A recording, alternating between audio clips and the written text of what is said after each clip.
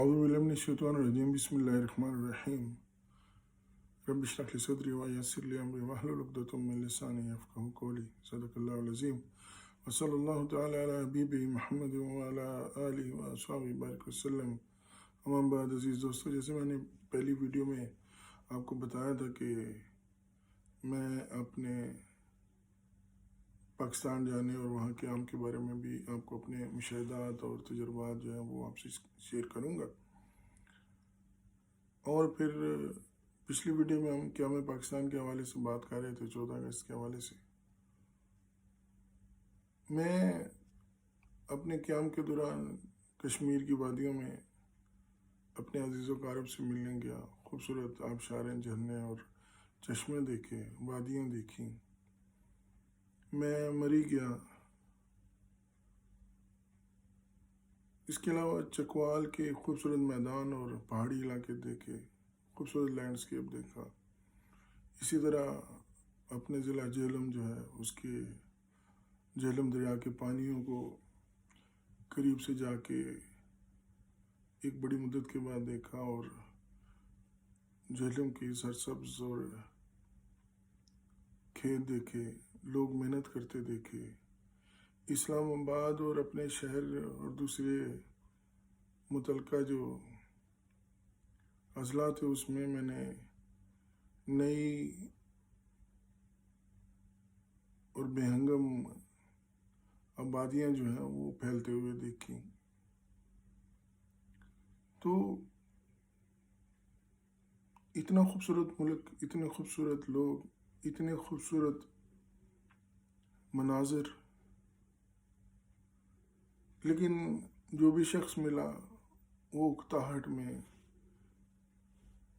شاکی ملا،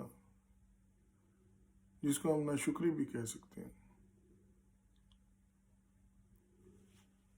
اللہ کہتا ہے لَإِن شَكَرْتُمْ لَأَزِيدَنَّكُمْ. بہت کم لوگ جو ہیں وہ صابرین اور شاکرین میں مجھے دیکھنے کو ملے. حکمت جو ہے وہ روح کی زندگی ہے اور تجربہ بہترین استاد ہوتا ہے. ہم نے پچھلے 75 سال کے اندر اس ملک میں جو تجربات کیے یا جس طرح اس کو چلانے کی کوشش کی، اس سے آنے والی نئی نسل اور موجودہ جو لوگ وہاں زندگی بسر کر رہے ہیں ان کے لیے بہت ساری مشکلات کا سامنا ہے. جیسے میں نے پہلے بھی آپ کو بتایا تھا کہ بہت سارے مسائل ہیں جس سے لوگ گزر رہے ہوتے ہیں. یہ ملک جو لا الہ الا اللہ کے نام پہ بنا تھا اور جس میں ایسی کوئی چیز نظر نہیں آتی جو اس سے میچ کھاتی ہو. ہم دین کے اندر جو ہیں وہ عصبیت کا شکار ہیں. ہم بہت سارے ایسے مسائل ہیں. لوگوں نے اسلام کو وہاں پہ کاروباری کے ایک ٹرمز کے طور پہ یا ایسا سمجھیں کہ اپنے کاروبار کو چمکانے کے لیے اسلام کو ایک پروموشنل ٹول کے طور پہ استعمال کر رہے ہیں. حقیقی اسلام جو ہے وہ بہت کم لوگوں میں مجھے نظر آیا. میں نے وہاں پہ دوستوں یاروں سے بھی بات کی کہ مجھے اسلامی پاکستان میں کوئی مسلمان نظر نہیں آ رہا، اور میں ڈرتا تھا یہ بات کرتے ہوئے بھی، لیکن میں نے بہت ساری محافل میں یہ بات کہی بھی. میں نے کہا تھا کہ معاشرتی بیماریاں جو ہیں، معاشرتی مسائل جو ہیں، ہماری ثقافت کو کیا بیرونی جو یلغار ہے اس نے کس طرح جو گھیرا ہوا ہے. اور پھر دیکھیں معاشرتی مسائل کے ساتھ ساتھ جو اخلاقی انحطاط ہے، اسلامک ویلیوز جس طرح پامال ہو رہی ہیں، لوگوں کا آپس میں جو رویہ ہے یا عمومی ہمارا جو معاشرتی رویہ اس میں بڑی جھول نظر آ رہی ہے. میں نے کہا تھا کہ معاشرتی مسائل جس میں غربت ہے، بے روزگاری ہے، تعلیم کی کمی یا ناخواندگی ہے، شرح آبادی کا بڑھ جانا ہے، اور جنسی استحصال ہے۔ شرح آبادی بڑھ جانے کا مطلب کثرت آبادی جو ہے، مہنگائی، عدم انصاف، عدم برداشت، اور عصبیت جو میں کہتا ہوں، لسانی عصبیت ہے، فرقہ واریت ہے، جماعت پرستی ہے، نسل پرستی ہے یعنی قوم پرستی ہے، لسانیت کا ایشو ہے، صوبائیت کا ایشو، یہ کتنے مسائل کھڑے کیے ہوئے ہیں۔ یہ ان لیڈران نے کیے ہوئے ہیں جن کے پاس اپنا کوئی پولیٹیکل یا لیڈرشپ کا کچھ کیلیبر نہیں ہوتا، تو وہ ان چیزوں سے ایکسپلائٹ کرتے ہیں۔ ہم نے اپنے شہیدوں سے وفا نہیں کی، ہم اپنے لٹتے ہوئے خاندانوں کے ساتھ وفا نہیں کی، اور اسی کی اگر میں حضرت علی رضی اللہ تعالیٰ عنہ کے قول سے کروں کہ قوم کے ساتھ سب سے بڑی خیانت غداری ہے۔ اگر یہ لوگ لوٹ گسوٹ والے نہیں آتے اور ملک میں ترقی ہوتی تو ہم جیسے پردیسیوں کو بھی واپس جانے کا موقع ملتا، اپنے ملک میں رہنے کا موقع ملتا، لیکن یہ ایسا نہ ہوا۔ اس کی وجہ یہی ہے کہ ہم نے ایک ایسی لیڈرشپ کو منتخب کر لیا جو ہماری نہیں تھی، وہ چند خاندانوں کی تھی۔ آج بھی دیکھیں، اگر جو ابھی ریسنٹ معاملات ہوئے ہیں تو اس میں جو آئین پاکستان ہے، لیکن پولیس کی جو دفعات ہیں یا وہ تو ساری انگریز نے محکوم قوم کو ایکسپلائٹ کرنے کے لیے بنائی ہوئی تھی، وہی آج بھی چل رہی ہیں۔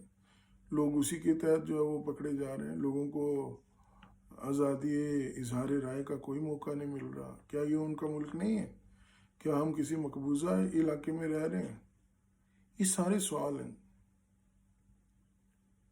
معاشرتی مسائل، ان سے ہر آدمی جو ہے وہ متاثر ہوتا ہے، اور شاید لوگ اکتا گئے ہیں ان غسلوں سے۔ آپ اگر اپنے رویے نہیں بدلیں گے، ہم سب جو ہیں اس معاشرے کے جو فرد ہیں، تو شاید اگلے 75 سال بھی ہم اسی طرح روتے، اور ہماری نسلیں جو ہیں وہ روتی رہیں گی۔ حضرت اقبال رحمۃ اللہ علیہ کا ایک شعر ہے کہ اہل نظر ذوق نظر خوب ہے، لیکن اہل نظر ذوق نظر خوب ہے، لیکن جو شے کی حقیقت کو نہ دیکھے وہ نظر کیا ہے؟ یہ بہت بڑا سوال ہے۔ سب سے بڑی جہالت تو یہ ہے کہ ہم کسی کی جہالت سے بے خبر رہیں یا ہمیں اس کا علم نہ ہو۔ اس کو ہم معصومیت میں نہیں لے سکتے۔ اگر سارے ہی اگنورنٹ ہو جائیں گے یا دوسروں کے بارے میں سوچ بچار نہیں کریں گے تو یہ ملک جو ہے کہاں جائے گا؟ ہر فرد ہے ملت کے مقدر کا ستارہ، حضرت اقبال کا قول ہے نا۔ اور یاد رکھیں کہ اللہ تعالیٰ نے ہر شخص کو جو اس دنیا میں آتا ہے اس کو خوبصورت اور مکمل بنایا ہے۔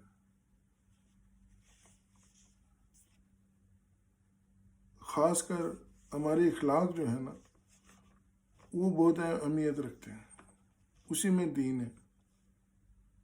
اور یاد رکھیں کہ دیوار میں لگی ہر اینٹ یا روڑا یا چھوٹا پتھر یا بڑا پتھر جو ہوتا ہے اس کی اپنی ایک قیمت ہوتی ہے۔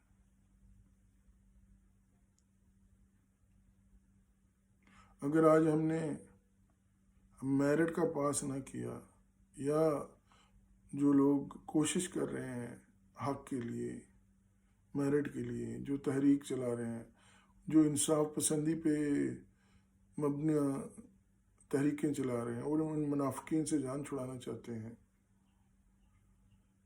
اگر ان کا ساتھ نہ دیا تو پھر مشکلات اسی طرح چلتی رہیں گی۔ اللہ تعالیٰ نے بھی کہا کہ جو قوم اپنے آپ کو نہیں بدلتی، اللہ بھی اس کی پھر حالت نہیں بدلتا۔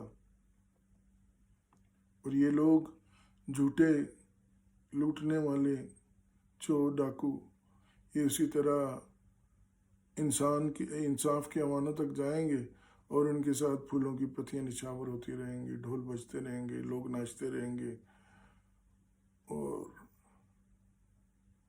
بہت سارے لوگ تو اس کے تماشائی بنے رہیں گے۔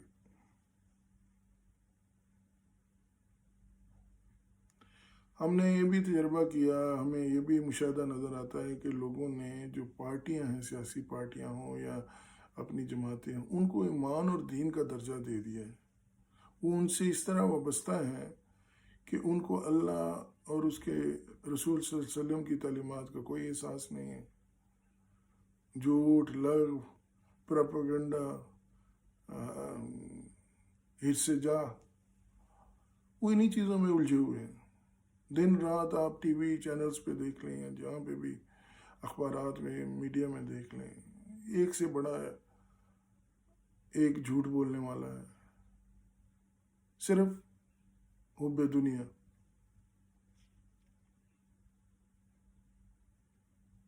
ان لوگوں کی جماعت پرستی کا جو میں نے ایمان بولا ہے، یا میں نے بولا کہ اس درجے تک لے گئے ہیں، اس میں اللہ تعالیٰ جو ہے وہ کہتا ہے سورہ صف میں، اعوذ باللہ من الشیطان الرجیم، بسم اللہ الرحمن الرحیم، یا ایھا الذین آمنوا لما تقولون ما لا تفعلون کبر مقتا عند اللہ ان تقولوا ما لا تفعلون۔ یعنی اللہ تعالیٰ کہتا ہے کہ تم وہ کرتے کیوں نہیں، جو تم کہتے ہو، جو کہتے ہو کرتے نہیں ہو، تو پھر یہ تم اللہ کے غصے کو دعوت دیتے ہو، بھڑکاتے ہو اللہ کے غصے کو۔ تو ہم پاکستان جس طرح مشکلات سے گزر رہا ہے، کیا ہم نے کبھی اس آیت کے اوپر غور کیا ہے کہ اس کی وجہ کیا ہے؟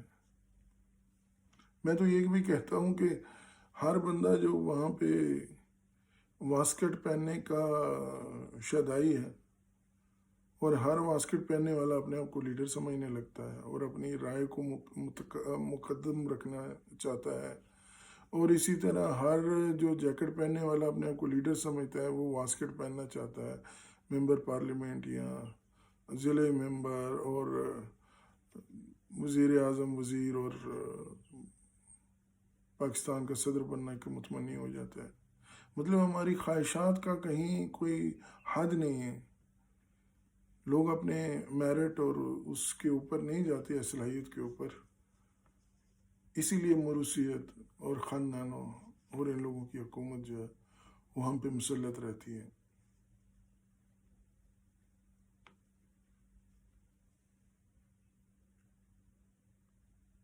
حضرت عمر رضی اللہ تعالیٰ نے کہا تھا حکمرانوں کے بارے میں کہ اگر فرات کے کنارے بکری کا ایک بچہ بھوکا پیاسا مر جائے گا تو اس کا حساب عمر سے لیا جائے گا۔ تو آپ سوچیں آج جو ہمارے حکمران ہیں ان کا رویہ قوم کے ساتھ کیا ہے، اور نہ صرف قوم کے ساتھ رویہ، آپ جب وہ اس طرح کی حرکات کرتے ہیں جو غیر قانونی، غیر آئینی ہوتی ہیں، یا وہ اپنے عہدوں اور کرسیوں کا فائدہ اٹھاتے ہیں، تو عوام میں جو ہر روز آپ چاہے ٹک ٹاک دیکھیں، یوٹیوب کھول لیں، جو مسائل، جرائم اور جو گراوٹ آپ کو نظر آتی ہے، یہ اسی کا نتیجہ ہوتا ہے۔ عربک میں کہتے ہیں دین الملک، جو حکمران ہوتا ہے ویسے ہی لوگ اس کے ہوتے ہیں۔ اگر ہمارے اوپر اچھے حکمران نہیں ہیں، ہمارے لیڈران نہیں ہیں جو میرٹ پہ نہیں آتے، اگر وہ میرٹ پہ آتے تو شاید پاکستان کے لیے اچھے فیصلے کر سکتے ہیں۔ یہ وہی خاندانوں، اداروں اور چند ایلیٹ کلاس کے لوگوں کی حکمرانی ہے، جس وجہ سے پاکستان اپنے آزاد فیصلے نہیں کر پاتا، اور ہمیں 75 سال کے بعد آج شدت سے احساس ہو رہا ہے کہ ہم نہ آزاد تھے اور نہ آزاد ہیں، لیکن ہمیں اس کی آزادی کے لیے کوشش کرنی ہے۔ اور انشاءاللہ العزیز ہم آنے والے وقت میں دیکھیں گے کہ جس طرح قوم کھڑی ہو رہی ہے، قوم کو ایک احساس قوم میں بیدار ہو گیا ہے، تو امید ہے ایک قوم بن کر ہم لوگ اپنی حقیقی آزادی کے لیے کھڑے ہوں گے، اور اللہ تعالیٰ ہمیں کامیاب کرے گا انشاءاللہ۔ یہ اللہ کا وعدہ ہے کہ جو اپنی حالت نہیں بدلتا وہ اس کی حالت نہیں بدلتا۔ تو اگر قوم کھڑی ہو گئی ہے اپنی حالت بدلنے کے لیے، تو اللہ تعالیٰ کا فرمان ہے لا اضیع عمل عامل من ذکر و انثی، کہ ہم کسی کا اجر ضائع نہیں کرتے، چاہے وہ مرد ہو یا عورت۔ تو جو بھی پاکستانی مل کے اس میں کوشش کر رہے ہیں، انشاءاللہ آزادی کا سورج جو ہے وہ طلوع ہوگا، اور اللہ تعالیٰ آسانیاں پیدا کرے گا۔ بہت شکریہ۔ السلام علیکم ورحمۃ اللہ وبرکاتہ۔